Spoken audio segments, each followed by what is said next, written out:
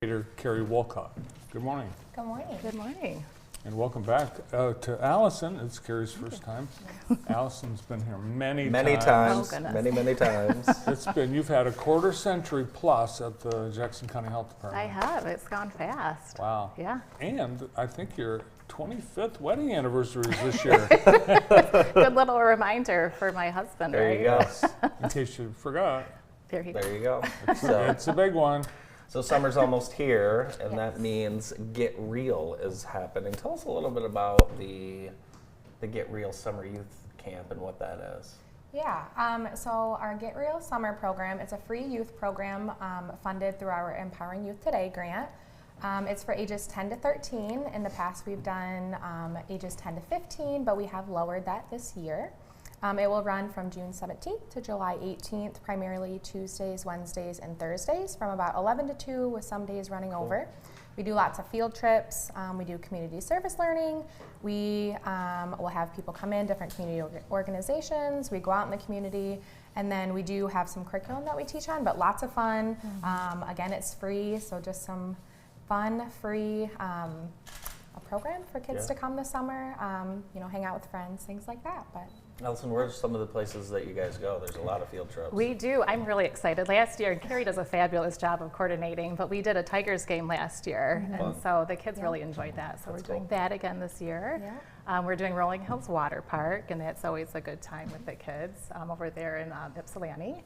And we are doing, I believe, our local Nixon Water Park. Cool. We're doing a trampoline park. Fun. We are doing a zoo. So lots of really There's fun. a lot of field trips in that 1 month. There is a lot of field do. trips. That's We're cool. praying for good weather, but Youth development is so important now more than ever. Just talk a little bit about the design of the camp.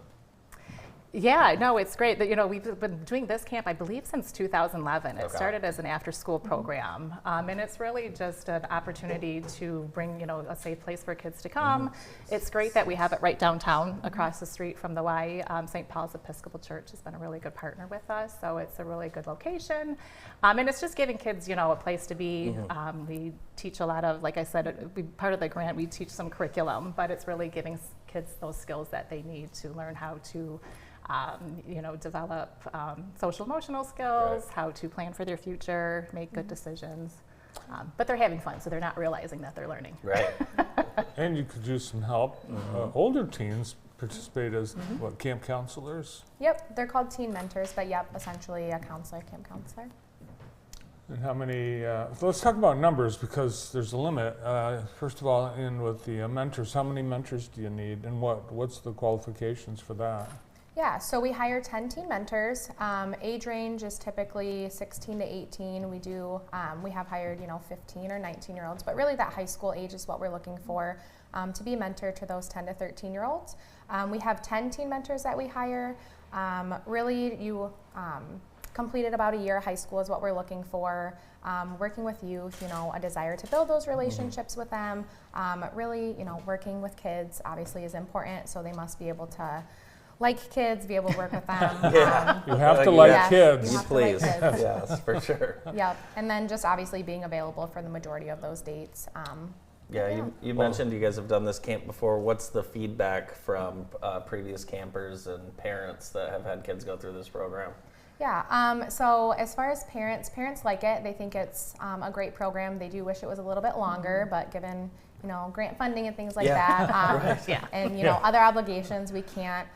Students or the campers, I mean, they've told us that they like it. There's different field trips that they've liked more than others.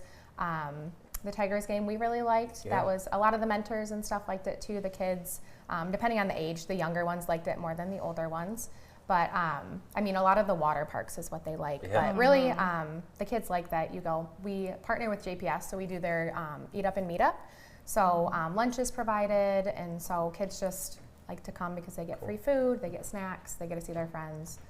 Awesome. Alison, you guys are having an open house, and parents are invited, and they can register that day, but it's an opportunity to learn more about the camps, correct? Yep, and that will be June 16th, so the night before from 4:30 to 6. And you're feeding the people there, We are too. feeding them. Free pizza, great. free drinks, I love yep, it. so definitely come and sign up. But Yeah, preteens, they eat a lot. They do eat a lot. Yeah. How many kids can you take? We can take about 50. In years past, last year we had 75 sign up, but at one time, I think the most we had was like 58. So we have a little bit of wiggle room, but we like to stay at that 50, especially for our pre-planned field trips, like the Tigers game, you have to buy everything ahead of time. So 50 is a good number.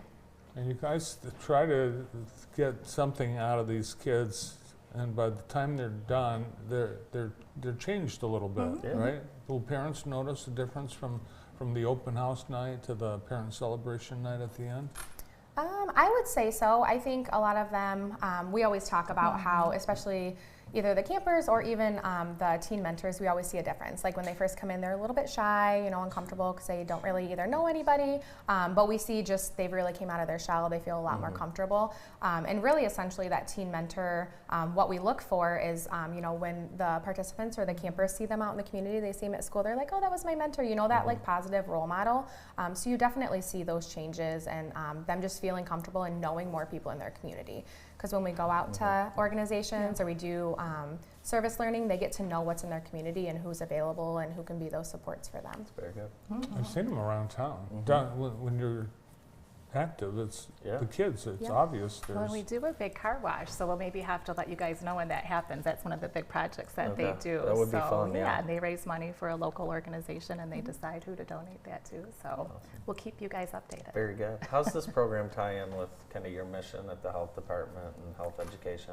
Yeah, what's great with health education, because most of our programs a lot of them are school-based, and it's really just empowering, the youth in our community. And we're lucky that we have a lot of programs that we're able to do that, and just really giving them the skills that they need to, be able. And we really encourage that parent participation as well. So yeah, we're lucky. A well-kept secret now. It is. Everyone That's right. knows. Sign up. Yeah, and there are some camp counselors that don't like kids. But not at this camp. Not this camp. Not this camp. Camps that are on the lake. That's only in the movies. In the woods. Yeah, Ernest. All right, so volunteer opportunity. No, you pay these kids. Paid, yeah. Oh, you pay the older kids. Yeah. Oh wow, that's a great job. So 1 month summer job. Yeah, we're Perfect. recruiting right now, so if Love anyone's interested, they can sign, We'll have a fun Scan camp. the QR And code. thanks for coming in today. Yes, Thank you thank both. you. Thank you for having us. From the Jackson County Health Department, Alison Spencer and Keri Wolcott. More of the morning show right after this.